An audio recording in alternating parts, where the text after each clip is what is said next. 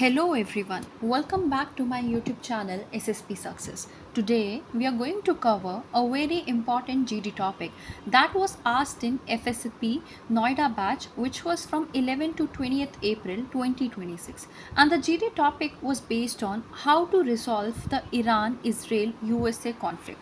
This topic is very important for your upcoming SSP AFSP in terms of GD, lecture and from international perspective. So let's get started with our topic. See, before moving ahead with our topic, I would like to tell you about the other information that we have from this SSP. So we'll start with the TAT pictures. देखो TAT में कौन सी images आई थी? First image was based on a boy getting ready in front of a mirror. Second image was based on a man standing outside while a small boy looks through the window. Third image was related to a father sitting on a chair and his son discussing something with him. Fourth image was related to a storm-like situation with a person carrying something near a house. Fifth image was related to some people in village attire sitting and having a discussion. Then sixth image was related to a group of students discussing something. So we have only 6 images data from the TAT. Now let's talk about the sum of the words that was asked in one. The words were dames, untouchability, crook, escape, oath, play, afraid, hijacking, intelligence, co-education and cry. Right? Now let's move ahead with the GD topic. देखो इन दोनों में से एक GD topic तो हम cover कर रहे हैं, which is how to resolve the Iran-Israel USA conflict, and the leads were dialogue, sanctions, military power. Second GD topic was based on how to improve healthcare with the help of infrastructure or with the help of awareness or with the help of research. Now let's talk about our lecture topic. See, lecture topic was based on blockchain, IT, I2U2, I2 YouTube देखो मैंने अपने ना उस पर cover किया है, पूरी इसकी थ्योरी आपको मिल जाएगी. आप हमारे टेलीग्राम चैनल को ज्वाइन कीजिए. मैंने ब्लॉगर के through we have started uploading the content directly, तो आप वो लिंक से डायरेक्ट पूरा कंटेंट एक्सेस कर सकते हो. Then gig economy, deforestation, right to education, e books versus paper books, artificial intelligence, gender equality, casteism and racism. Now let's move ahead with the interview highlight. देखो interview में कैसे question थे. Question were based on CIQ and PIQ with cross questioning. Coast guard के rank structure and command structure पूछे गए. Technical question for technical candidates were asked. Situation based question was there. For example, a man hanged himself with only water below. How did he die? Uses of water glass, basic mathematic calculation. If given an opportunity, which force would you choose to join and why? Question related to past experience, detailed discussion about the family background were asked. Now let's talk about our main GD topic जो कि हम cover करने वाले हैं.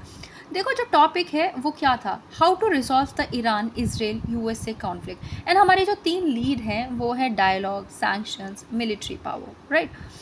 देखो ये conflict सिर्फ एक कॉन्फ्लिक्ट ये एक रीजनल इशू नहीं है, बल्कि एक मल्टी लेयर्ड जियोपॉलिटिकल क्राइसिस है जिसमें nuclear weapons, proxy war, oil politics और ग्लोबल पावर स्ट्रगल सब इन्वॉल्व है. तो इसका सॉल्यूशन भी सिंपल नहीं हो सकता, हमें एक बैलेंस अप्रोच चाहिए. लेकिन यहाँ पे हमारे पास 3 लीड है तो हमें किसी एक इंडिविजुअल लीड के साथ जाना पड़ेगा. देखो सबसे पहले अगर हम सॉल्यूशन की बात करें, that is the dialogue. Dialogue की बात करें, हिस्ट्री भी ये दिखाती है कि लास्ट में नेगोशिएशन ही काम आते हैं. रिसेंटली जो US से ईरान सीज फायर हुआ वो भी 39 दिन के इंटेंस कॉन्फ्लिक्ट के बाद टॉक से ही पॉसिबल हुआ. इसका मतलब है क्या कि डिप्लोमेसी अल्टीमेटली प्रिवेल करती है वॉर के ऊपर. अभी हम थोड़ा सा जान लेते हैं कि इनसाइट्स क्या हैं कॉन्फ्लिक्ट से. राइट? देखो even after aggressive postering USA shift हुआ डी एक्सकलेशन की तरफ और नेगोशिएशन की तरफ, जिससे पता चला कि डिप्लोमेसी अल्टीमेटली प्रिवेल करती है. ईरान ने यूज़ किया स्ट्रेट ऑफ हार्मस को as a leverage, but reopen किया टेम्परेली सो दैट स्पेस मिले उनको टॉक के लिए.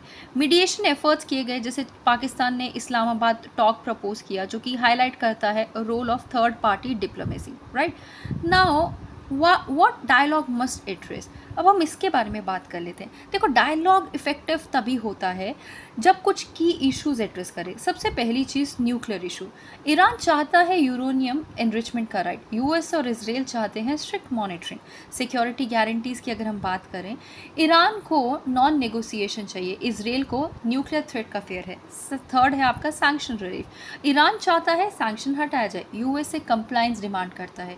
फोर्थ है रीजनल स्टेबिलिटी. देखो प्रॉक्सी ग्रुप्स जैसे हिजबुल्ला हिजबुल्ला, हामास, हाउथीज को कंट्रोल करना होगा। यानी डायलॉग सुपरफिशियल नहीं, डीप एंड स्ट्रक्चर्ड होने चाहिए, तभी वो कहीं ना कहीं जाके आपके काम करेंगे, राइट। अभी देखो डायलॉग क्यों काम करते हैं। देखो डायलॉग के फ़ायदे क्या है। वॉर एक्सक्लेशन को रोकता है, ऑयल प्राइसेस और ग्लोबल इकोनॉमी को स्टेबल रखता है, ट्रस्ट बिल्ड करता है। और एक इम्पॉर्टेंट लाइन आप याद रख सकते हो जिसको आप यूज़ भी कर सकते हो अपने जीडी में। देखो डायलॉग कोई वीकनेस नहीं है, ये एक स्ट्रैटेजिक टूल है to convert hostility into stability. Second lead was based on sanction. देखो सैंक्शंस को वाइडली यूज़ किया जाता है यूएसए और उनकी एलाइज के द्वारा to force behavioural change, specially regarding Iran nuclear programme. अभी हम सैंक्शन के रोल को समझते हैं। देखो यूएसए ने ईरान पर इकोनॉमिक सैंक्शंस लगाए, oil export, banking system, trade सब रिस्ट्रिक्ट किया। इसका एक पॉजिटिव एग्जांपल है 2015 का न्यूक्लियर डील, JCPOA सैंक्शन के प्रेशर से ही पॉसिबल हुआ, राइट। लेकिन कहीं ना कहीं हमें सीखने की भी ज़रूरत है लेसन्स करंट कॉन्फ्लिक्ट से। सैंक्शन लगाने के बाद भी कंटिन्यूड न्यूक्लियर एनरिचमेंट रहा और हाई लेवल पे आ गया। ऑल्टरनेटिव स्ट्रैटेजीज लगाई गई जैसे हार्मोज को कंट्रोल करना। ईरान ने रिपोर्ट किया कि रिपोर्टडली चार्ज किया शिप्स को फॉर पैसेज एंड शो किया economic counter leverage also, right. तो इससे हमें पता चलता है कि कैसे कंट्रीज़ अपने बेनिफिट के लिए चीज़ों को मोल्ड कर सकती है। Now let's talk about the negative impact of sanctions. देखो सैंक्शंस की लिमिटेशन भी है। ईरान ने न्यूक्लियर एनरिचमेंट कंटिन्यू रखा, ऑल्टरनेटिव स्ट्रैटेजीज की जैसे स्ट्रेट ऑफ हार्मोज को कंट्रोल, राइट, जिसकी वजह से क्या हुआ, इकोनॉमिक स्टेबिलिटी इंस्टेबिलिटी रीजन में आई, ट्रिगर हुआ ग्लोबल ऑयल प्राइसेस जिसकी वजह से कंट्रीज़ लाइक इंडिया अफेक्ट हुई, राइट। और सबसे इंपॉर्टेंट सैंक्शंस का इम्पैक्ट आम जनता पर ज़्यादा पड़ता है, गवर्नमेंट पर कम। इसलिए आप एक पॉइंट मेंशन कर सकते हो और बहुत स्पेसिफिकली यूज़ कर सकते हो, sanctions can bring a country to the table but they cannot force them to agree, right? Now next lead that we have, it is about military power। अब यहाँ देखिए, देखो military force has been heavily used in the conflict. Direct missile exchange हुए Iran and Israel के बीच। USA ने strike किया Iranian nuclear facilities पे। Over 3000 deaths हुआ देयर और wide spread destruction. Military power का रोल क्या है, शॉर्ट टर्म डिटरेंस प्रोवाइड करती है, प्रिवेंट करती है इंटरमीडिएट थ्रेट्स को, जैसे न्यूक्लियर ब्रेकआउट नहीं हो। लेकिन रिस्क क्या है मिलिट्री एक्सक्लेशन के। देखो अगर मिलिट्री यूज़ ओवर हो जाए तो कॉन्सिक्वेंसेस डेंजरस हो सकते हैं।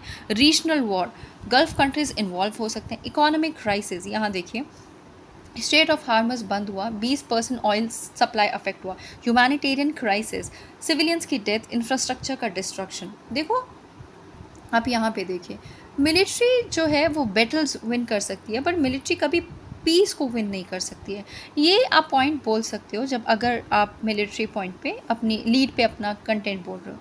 नेक्स्ट क्या है ग्लोबल और इंडिया का पर्सपेक्टिव। देखो इस कॉन्फ्लिक्ट का इम्पैक्ट जो है सिर्फ मिडल ईस्ट तक लिमिटेड नहीं है, ग्लोबल लेवल पर भी देखने को मिला। ऑयल प्राइसेस बढ़ते हैं, इन्फ्लेशन हुआ, ट्रेड डिस्ट्रप्शन हुआ, सप्लाई चेन में इश्यूज हुआ।